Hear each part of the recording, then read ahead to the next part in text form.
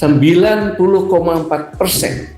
Kalau pemilu itu curang dan ada intervensi dari alat negara, yaitu KPU, Bawaslu, aparatur negara, TNI dan Polri, maka akan terjadi disintegrasi bangsa. Kita tidak percaya dengan Indonesia. Dan yang lebih mengerikan lagi, dengan pertanyaan yang sama, 82,5% akan merdeka. Jangan main-main dengan kondisi ini.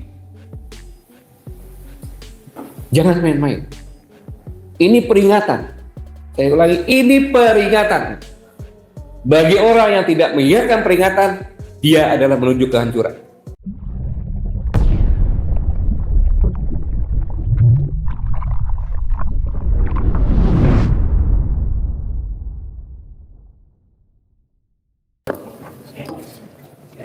Bismillahirrahmanirrahim. Assalamualaikum warahmatullahi wabarakatuh.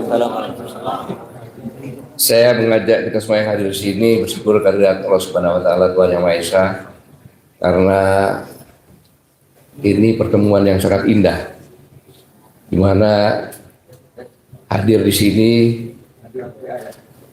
ada profesor yang pendukung Jokowi, Profesor Ikrar Bakti, yang sama-sama dengan saya bersaing deket-deketan waktu itu. Dan ada Dr. Ishak yang menggebu-gebu, ada Dr. Robert, Bang Arsduno Arif, dan lengkap di sini. Terima kasih Bang Abraham, ide-idenya. Kemudian ada kasih intel saya. Jadi pada saat saya letnan, kasih intel saya adalah Kapten Purnomo waktu itu. Sekarang jadi beliau memang dari kecilnya dari Intel gitu. Kemudian ada sahabatnya Pak Prabowo di sini, Majen TNI Suprapto. Dulu penasihat dekatnya pada tahun 2019, saya tahu persis. Kemudian ada senior yang paling senior tadi, Majen TNI Purnawirawan Marinir Pak Soeharto, yang semangatnya mengalahkan kita semuanya yang masih muda. Dan yang menarik tadi ada perlombaan. Siapa yang lebih bicara keras antara besan, jadi Pak Narto dengan Pak Yayat. Dan di sini unik, ada dua letnan jenderal, yang satu Pak Yayat ini pengagumnya Pak Prabowo. Oh ya. Iya. Dan Pak Setio adalah dari PKS. Oke. Iya, pengagumnya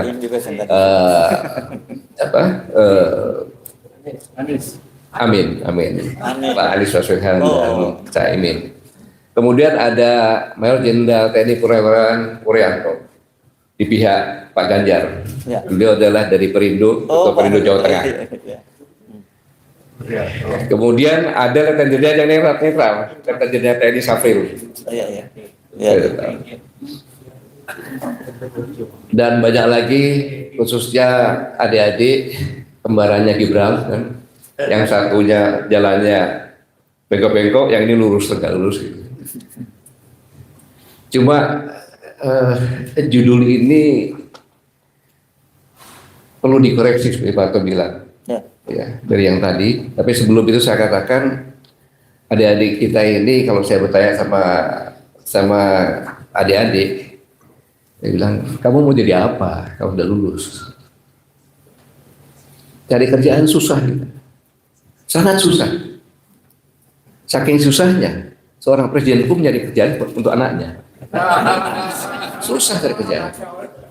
Loh, ini dari mereka yang bicara itu. Kami mau kemana kata Yoga? Kemudian, kalau kita frustasi, untuk apa pemilu ini? Ini dari luar udah merupakan job yang dikenal. Di Somalia perlu waktu 20-30 hari setelah pemilu baru bisa tahu. Di Amerika paling 2-3 hari udah tahu.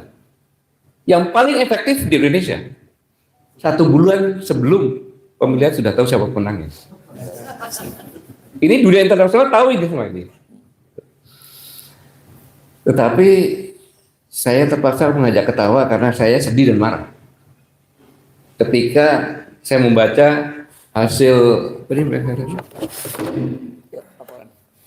laporan survei pemuda IFMI periode survei 17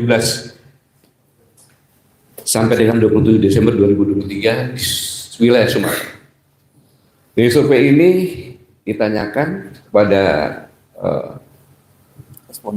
responden yang jawabannya adalah 90,4% kalau pemilu itu curang dan ada intervensi dari alat negara, yaitu KPU, Bawaslu, aparatur negara, TNI dan Polri, maka akan terjadi disintegrasi bangsa. Kita tidak percaya dari Indonesia. Dan yang lebih mengerikan lagi, dengan pertanyaan yang sama, 82,5% akan merdeka. Saya bilang, Anda non konstitusi. Tidak, Pak. Tidak. Baca sejarah bahwa 43 kesultanan dan kerajaan memberikan mandatnya kepada Indonesia agar persatuan itu lebih besar. Satu mendukung kan itu.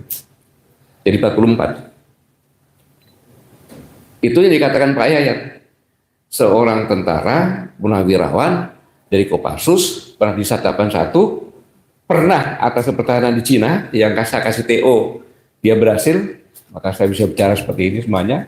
Pernah Kabais, Sekretaris Menko Polhukam, bicara akan menarik mandat dari nenek moyang. Jangan main-main dengan kondisi ini. Jangan main-main. Ini peringatan. Saya ulangi, ini peringatan. Bagi orang yang tidak mengingatkan peringatan, dia adalah menuju kehancuran. Itu teori. Ini peringatan. Saya ingin mengingatkan keras balik. Ketika Bung Karno mengatakan kami bangsa Indonesia dengan ini menyatakan kemerdekaan. Artinya apa? Kita belum punya wilayah, belum punya pemerintahan. Artinya yang memerdekakan ini adalah semua anak bangsa. Dan ini bukan hasil hadiah. Di negara di dunia ini nggak sampai 5 negara yang merdeka karena perjuangan dengan mengorbankan pikiran, tenaga, keringat, air mata, darah, dan nyawa. Dan perjalanan bukan cuma 1-2 hari. 200 tahun lebih. Dari Sabang sampai Merauke. Semua keturunan-keturunan melakukan perjuangan. Apa artinya? Siapapun Anda di hadapan saya, semua anak bangsa Indonesia ini mengalir DNA kesatria dan patriot. Saya ulangi, siapapun Anda dimanapun Anda berada, yang merasa orang Indonesia, Anda adalah punya DNA kesatria dan patriot. Nenek moyang Anda yang memerdekakan negeri ini, dan sekarang ada pengkhianat yang akan menghancurkan negeri ini. Kenapa? Kalau sudah diingatkan bahwa saya akan menarik mandatnya lagi, kalau ada intervensi, kalau ada kecurangan, terus ada aparat yang curang, pengkhianat bukan dia? Pengkhianat bukan? Pengkhianat. Ada KPI yang curang, dia pengkhianat. Bukan pengkhianat bangsa, pengkhianat negara. Jelas, nggak usah takut bicara. Pengkhianat. Musuh siapa? Musuh anak bangsa. Musuh anak bangsa. Kalau nggak ada peringatan ini, santai-santai saja saya. Jadi di dunia ini adalah selamatkan Indonesia dari disintegrasi.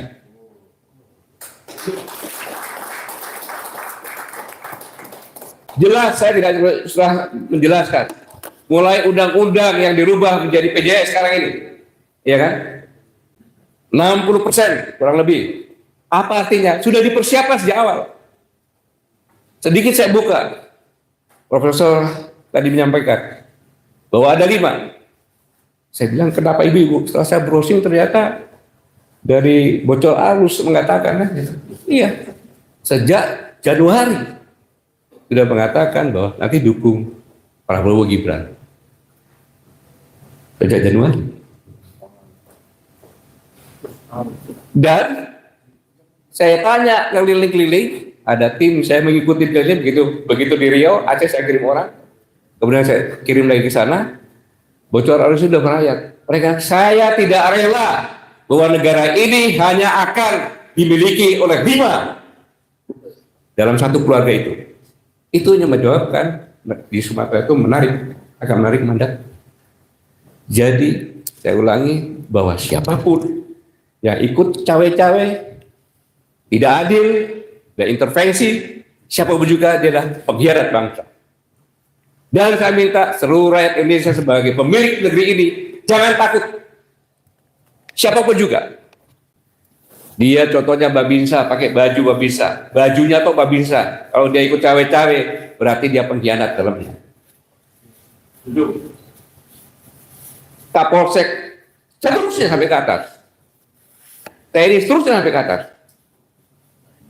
Kepala desa, camat, terusnya ke atas. Kalau ikut cawe-cawe, memaksa, ada orang minta kartu keluarga, jangan kasih. KTP jangan kasih, data kita kok. Apalagi nomor rekening. Jangan takut. Jangan takut. Untuk itu kita perlu persatuan. Saya tidak mau hanya cuma ngomong-ngomong saja. Selama ini kita ngomong nggak ada gunanya. Tapi kita harus mengambil langkah. Langkah nyata. Maksud saya saat sekarang ini saya katakan Indonesia siaga menghadapi pengkhianat negara. Lalu apa yang kita lakukan? Buat posko-posko, pos kamling ganti itu siaga, Indonesia siaga. Di situ pasang fotonya Anies Baswedan, Caimin, pasang Pak Ganjar, Pak Mahfud, pasang Pak Prabowo, Gibran. Tidak berbicara tentang kontestan, tetapi kita mengawal. Tidak ada yang curang, tidak ada yang intervensi. Saya harap bagi yang mendengar ini segera bentuk, segera bersatu di tingkat desa, kecamatan, kabupaten, provinsi, ajak semuanya. Di desa ajak kepala desa, ajak Babinsa, ajak Babin Kaptimas, karena mereka semua adalah alat negara. Tidak ada lagi pejabat yang menyampaikan apa-apa. Itu pakai menyampaikan harus meneruskan apa-apa bunganya. Pejabat negara tidak boleh bicara seperti yang Pak Ikra sampaikan tadi. Kapolri bicara itu tidak sepantasnya. Karena apa? Seorang Kapolri bicara di ruang publik itu adalah perintah.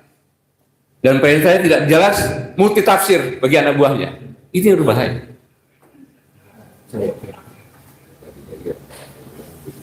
Jadi sekali lagi, saya tidak panjang lebar, telah terjadi upaya-upaya disintegrasi bangsa dari hasil survei, dan ada indikasi pengkhianat negara. Maka harus kita lawan semuanya. Jangan takut, apa yang kita lakukan dengan tekad menyelamatkan negara ini dari perpecahan. Ingat Uni Soviet, hanya perbedaannya paling 3. Bahasa, ekonomi, agama. Yugoslavia 2, pecah. Indonesia, rambut berbeda, kulit berbeda, letak geografi berbeda, adat budaya berbeda, bahasa berbeda, agama berbeda. Kondisi ekonomi apa lagi? Kalau kita tidak bangkit, kita pecah. Kita pecah.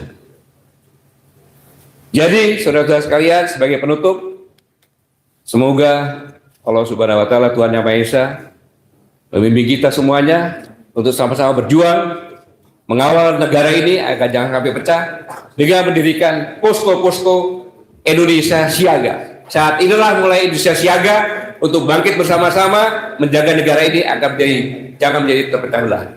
Terima kasih. Wassalamualaikum warahmatullahi wabarakatuh. Waalaikumsalam warahmatullahi wabarakatuh.